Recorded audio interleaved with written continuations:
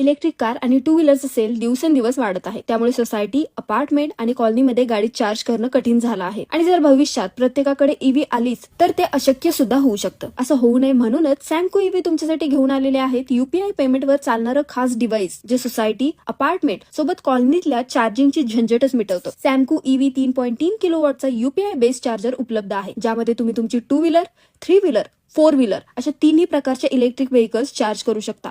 शिवाय हा plug and play solution मध्ये येतो. हा चार्जर सुरू करण्यासाठी कोणत्याही ऍपची गरज नाही.